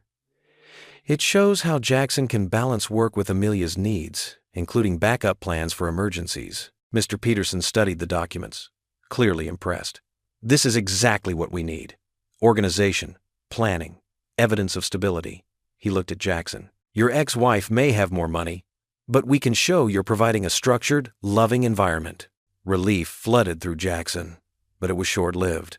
Mr. Peterson's expression grew serious, again. "However, we need to prepare for tomorrow's hearing. Your ex-wife's lawyer will be aggressive. They'll question your financial history, your recent job changes, maybe even Miss Zimmerman's role in Amelia's life." Jackson felt his chest tighten. "What do you mean? They might suggest you're relying too heavily on outside help," Mr. Peterson explained carefully. that you can't manage on your own. Sophia straightened in her chair. That's ridiculous. Jackson's an amazing father. He's working hard to provide for Amelia. I know, Mr. Peterson agreed. But we need to be ready for anything. Jackson, tell me about your typical day with Amelia. For the next hour, they practiced question and answer scenarios. Jackson described their morning routine, how he made Amelia's breakfast, helped her pick out clothes, sang silly songs while brushing her teeth. He talked about their evening rituals, reading stories, saying prayers, their special goodnight hugs. His voice cracked when he described the day Amelia had been sick. I was terrified, he admitted, but we got through it together. She's everything to me. Sophia reached over and squeezed his hand. The gesture didn't go unnoticed by Mr. Peterson, who made another note. One more thing, the lawyer said. Your ex-wife's financial statements arrived this morning. He slid a document across the desk. Jackson's heart sank as he read the numbers. His ex-wife's future household income was nearly 5 times what he made. The private school they'd chosen for Amelia cost more than his annual salary. I can't compete with this, he whispered. You're not supposed to, Sophia said firmly. You're competing with your love for Amelia, your commitment to her happiness. Mr. Peterson nodded. Miss Zimmerman is right. Focus on what you can offer Amelia emotionally and developmentally. We'll emphasize stability, routine, and your unwavering presence in her life. They spent the remaining time reviewing documents and practicing responses. By the time they finished, the sun had set, casting long shadows across the office. Standing to leave, Jackson felt the weight of tomorrow's hearing pressing down on him. His ex-wife would be there with her lawyer, her fiancé, their promises of a better life for Amelia. All he had were some organized papers and his love for his daughter. Sophia walked with him to the parking lot. You're going to do fine tomorrow, she said. But Jackson could barely hear her over the pounding of his heart. He looked down at his worn shoes, thinking of all the times he'd had to choose between new clothes for himself or necessities for Amelia. Every sacrifice had been worth it. But would the court see it that way? What if it's not enough? He asked, voicing his deepest fear. What if they think Amelia would be better off with them? The night air was cool, and somewhere in the distance, a car horn honked. Jackson stood there, feeling more uncertain than ever about tomorrow's hearing. Everything he cared about hung in the balance, and he wasn't sure if his best would be enough to keep his daughter in his life. Jackson adjusted a display of leather boots, his mind wandering to the upcoming court date. The store was quiet this morning, with only a few early customers browsing the aisles. The soft classical music playing overhead did little to calm his nerves. Excuse me, a deep voice called from behind him. Are you Jackson Michaels? Jackson turned to find himself face to face with an imposing man in an expensive charcoal suit. His silver hair was perfectly groomed, and his steel-gray eyes held an intensity that made Jackson straighten his posture instinctively. Yes, that's me, Jackson replied, wondering if this was another wealthy customer he needed to impress. I'm Dr. Carl Zimmerman, the man said, extending his hand. Sophia's father. Jackson's heart skipped a beat as he shook Dr. Zimmerman's hand. He had heard about this man, the successful pharmaceutical executive who had a strained relationship with his daughter. The same daughter who had become such an important part of Jackson's life lately. It's nice to meet you, sir, Jackson managed, trying to hide his surprise. Is everything okay with Sophia? Dr. Zimmerman's expression remained neutral. Sophia is fine. I'm here to speak with you, Mr. Michaels. Is there somewhere we can talk privately? Jackson glanced around the store, then nodded. Let me check with my manager. After a quick conversation with his supervisor, Jackson led Dr. Zimmerman to the employee break room, which was mercifully empty. I'll be direct, Dr. Zimmerman said as they sat down. I've been keeping tabs on you since Sophia became involved in your situation. I know about your custody battle, your financial struggles, and your dedication to your daughter. Jackson felt his face flush with embarrassment. He didn't like the idea of being investigated, but he held his tongue. At first, I was concerned about Sophia's involvement. Dr. Zimmerman continued. I worried she was being taken advantage of, but after observing your situation, I've come to a different conclusion. He paused, studying Jackson's face. You're a hard worker, Mr. Michaels. You've shown remarkable persistence in the face of adversity. These are qualities I value in my employees. Jackson's confusion must have shown on his face because Dr. Zimmerman smiled slightly, the first real expression he'd shown since arriving. I'm offering you a position at one of my companies, he said. Entry-level management, but with room for growth. The starting salary would be significantly more than what you're making here, along with full benefits. Jackson sat back in his chair, stunned. This was the last thing he'd expected when he came to work this morning. I don't know what to say, sir. You don't need to say anything yet, Doctor, Zimmerman replied. I understand this is unexpected, but I've reviewed your work history, your dedication to improving your situation, and most importantly, your commitment to your daughter. He pulled out a business card and placed it on the table between them. The position is in our corporate office. You'd be overseeing our shipping and receiving department. Your experience in retail and inventory management would be valuable. Jackson picked up the card, turning it over in his hands. The salary Dr. Zimmerman had mentioned would change everything. His ability to provide for Amelia, his chances in the custody battle, his entire future. But something didn't feel right. Did Sophia put you up to this? He asked carefully. Dr. Zimmerman's expression hardened slightly. My daughter and I don't discuss business matters. This offer comes from me, based on my own observations and judgment. Sophia doesn't know I'm here. Jackson nodded slowly, still processing the situation. Why? He finally asked. Why would you want to help me? Dr. Zimmerman was quiet for a moment, his fingers drumming lightly on the table. Let's just say I recognize the importance of family, he said finally. And while my relationship with my daughter is complicated, I've noticed how much happier she's been since meeting you and your daughter. He stood up, straightening his suit jacket. The offer stands for 48 hours. Think it over. Discuss it with whoever you need to. But remember, this isn't charity, Mr. Michaels. I expect hard work and dedication from all my employees. Jackson rose as well, his mind racing. The opportunity seemed almost too good to be true, but he couldn't deny the potential impact it could have on his life, and more importantly, on Amelia's future. One more thing, Dr. Zimmerman added, turning back. This offer has nothing to do with your custody case. I won't be involved in that matter. This is strictly business. Jackson nodded, understanding the boundaries being set. Thank you, sir. I appreciate the offer. As they walked back to the store's main floor, Jackson felt the weight of the business card in his pocket. Pride warred with practicality in his mind. He had always wanted to succeed on his own terms, but wasn't providing for Amelia more important than his pride? At the store entrance, Dr. Fleesvarian, Zimmerman turned one last time. Do you know why I really came here today, Mr. Michaels? Jackson shook his head. Because you remind me of myself at your age. Determined, hardworking, willing to do whatever it takes for your family. His expression softened slightly. Don't let pride stand in the way of opportunity.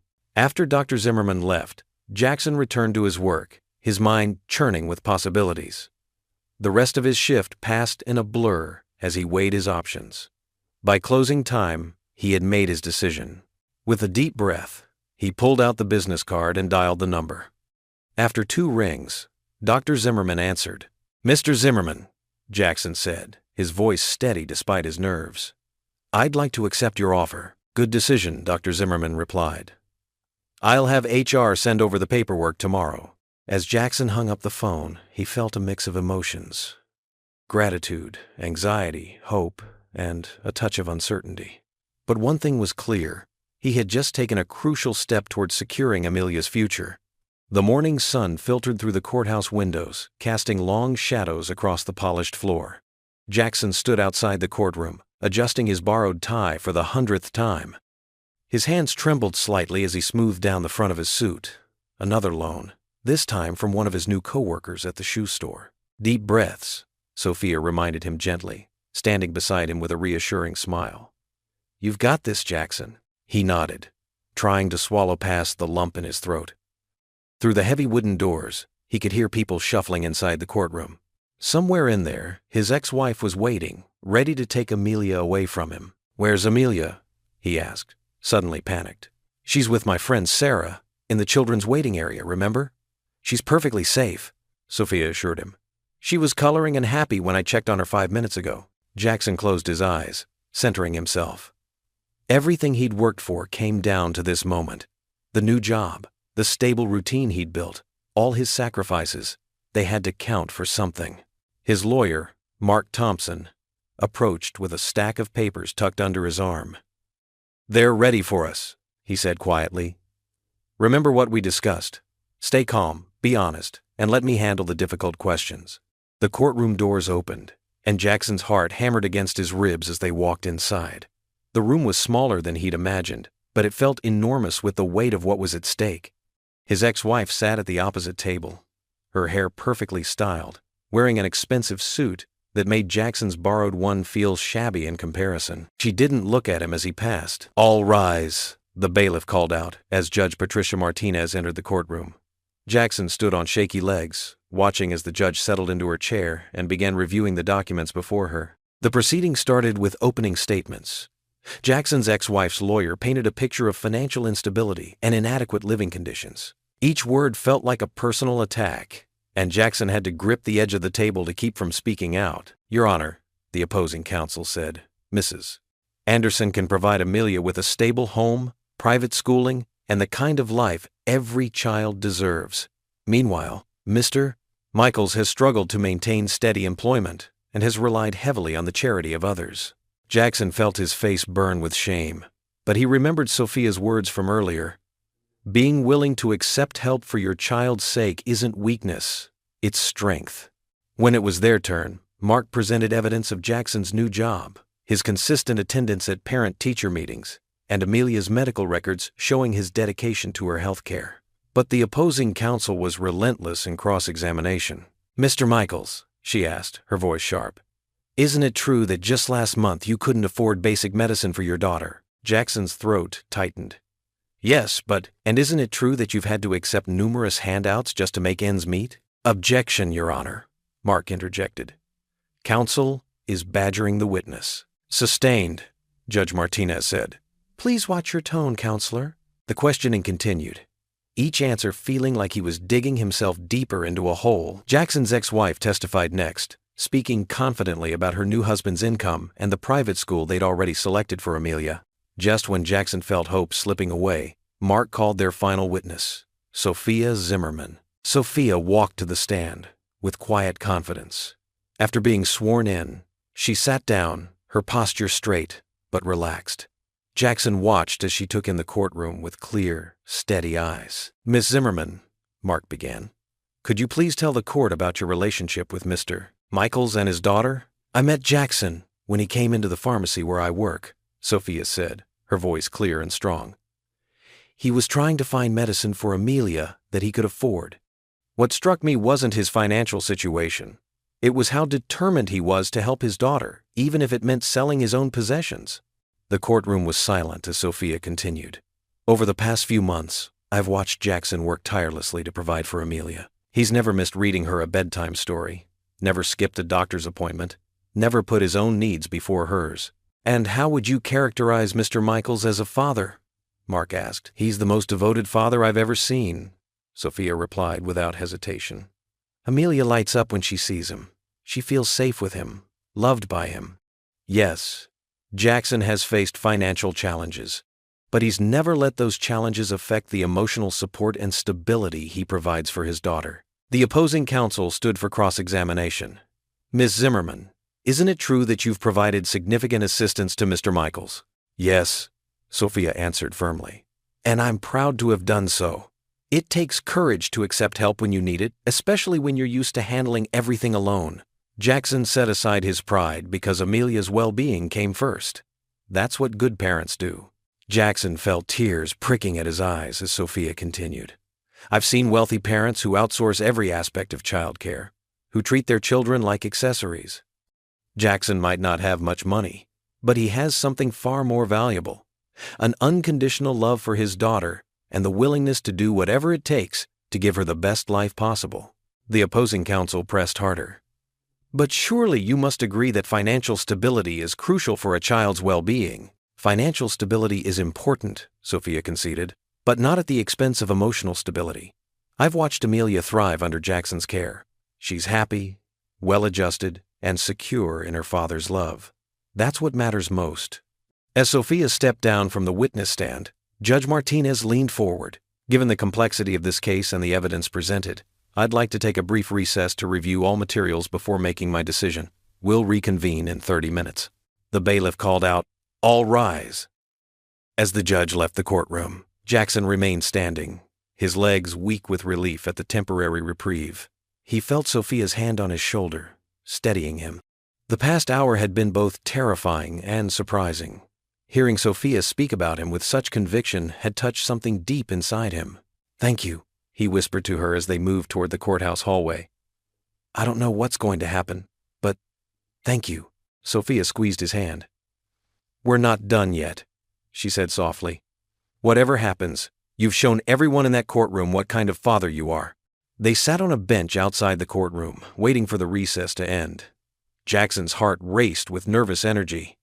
But for the first time that day, he felt something else too: hope. The courthouse fell silent as Judge Martinez cleared her throat, the sound echoing off the marble walls like a gunshot. Jackson's heart hammered against his ribs with such force he wondered if everyone in the room could hear it. His palms were slick with sweat, and he wiped them nervously on his best pair of slacks, the ones Sophia had helped him pick out for this crucial day. He could feel her reassuring presence beside him, steady and warm like an anchor in a storm. Across the narrow aisle that felt as wide as an ocean, his ex-wife sat with her sharp-suited attorney, her face a carefully constructed mask of calm confidence that reminded Jackson of ice on a winter pond. The fluorescent lights hummed overhead, casting harsh shadows across the wood-paneled courtroom. Jackson's breath came in short, shallow bursts as he gripped the edge of the defendant's table until his knuckles turned white. This was it, the moment that would determine whether he would tuck Amelia into bed tonight or if he would return to an empty apartment that echoed with her absence. After careful consideration of all evidence presented, Judge Martinez began, her voice steady and clear as it cut through the tension-thick air. "I find that the best interests of the minor child, Amelia Michaels, would be served by granting full custody to her father, Jackson Michaels."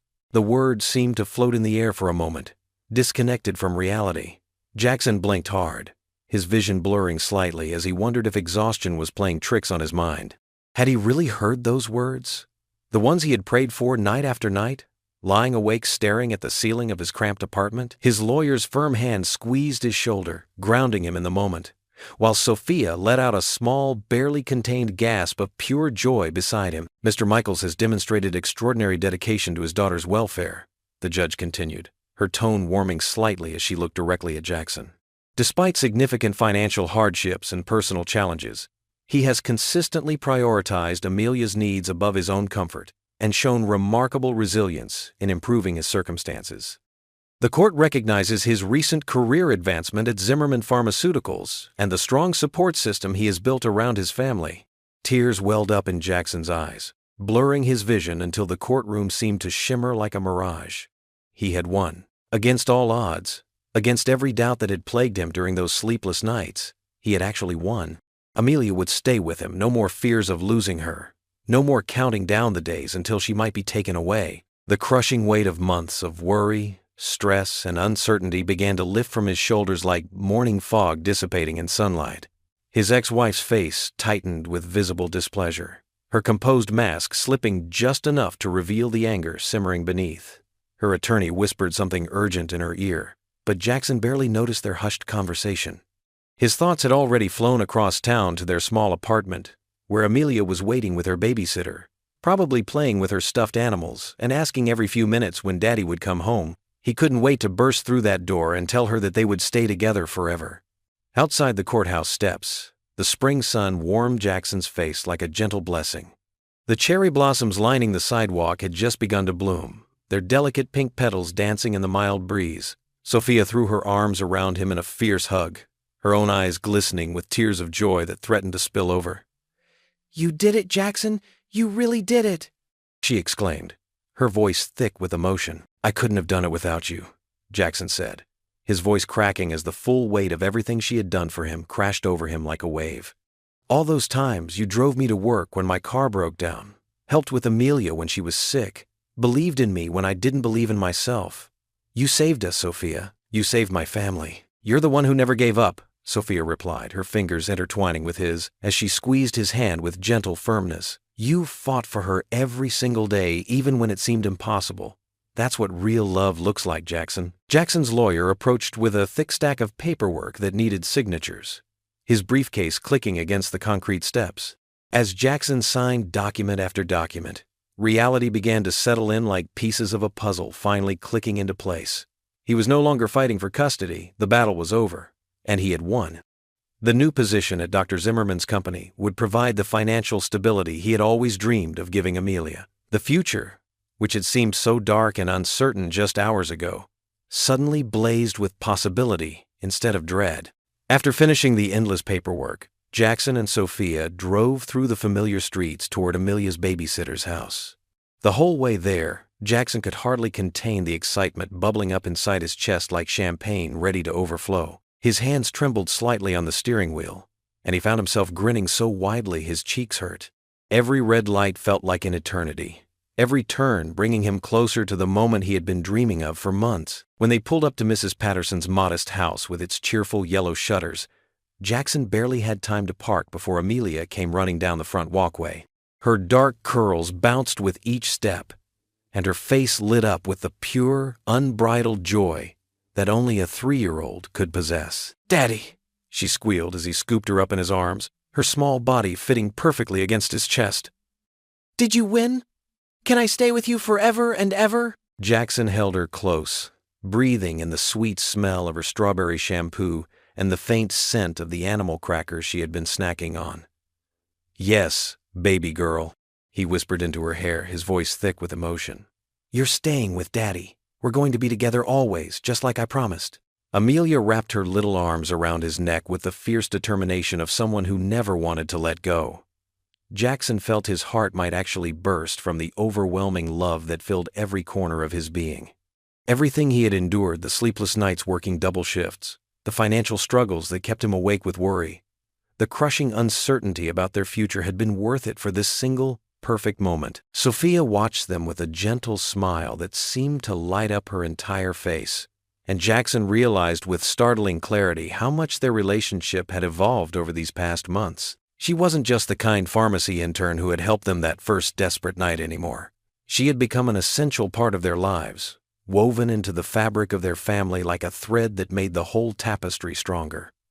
Her unwavering support had been the lighthouse that guided him through his darkest storms.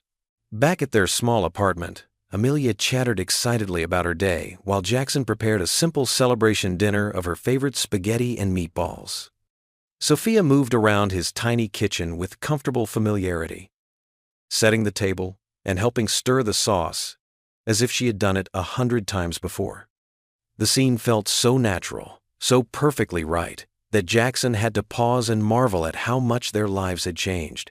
After dinner, as Amelia settled on the living room floor with her collection of favorite stuffed animals, Jackson and Sophia sat together on his second-hand couch. The setting sun streamed through the windows, painting everything in warm golden light that made even their modest apartment feel magical. For the first time in years, maybe for the first time since his father had died, Jackson felt completely and utterly at peace.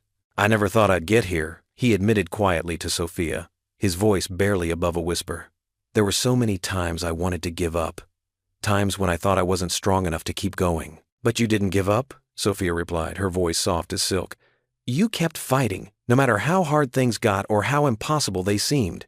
That's what makes you such an amazing father, Jackson. Amelia is so lucky to have you." Jackson watched his daughter as she began an elaborate tea party with her teddy bear and stuffed elephant, her animated voice filling their small living room with joy. "I promise I'll always be there for you, sweetheart," he whispered, knowing she couldn't hear him but needing to say the words anyway. Sophia leaned closer until her shoulder touched his, her warmth seeping through his shirt sleeve. "You've made it, Jackson," she whispered, her breath soft against his ear. "After everything you've been through, all the struggles and heartbreak, you finally found your way home." In that moment, watching his precious daughter play while sitting beside the extraordinary woman who had helped him climb out of his darkest valley, Jackson knew with absolute certainty that Sophia was right. After all the struggles and uncertainty, all the nights he'd fallen asleep wondering if he was failing as a father, he had finally found his way home. Not to a place with 4 walls and a roof, but to this feeling, this overwhelming sense of peace, love, and infinite possibility that filled his heart to overflowing. What would you do if you were in their place? Comment your answer below, and let's see how you'd rewrite the ending. If you enjoyed the story of Jackson Michaels, I handpicked the next story that you will enjoy. Please don't miss this one. Click here to watch it.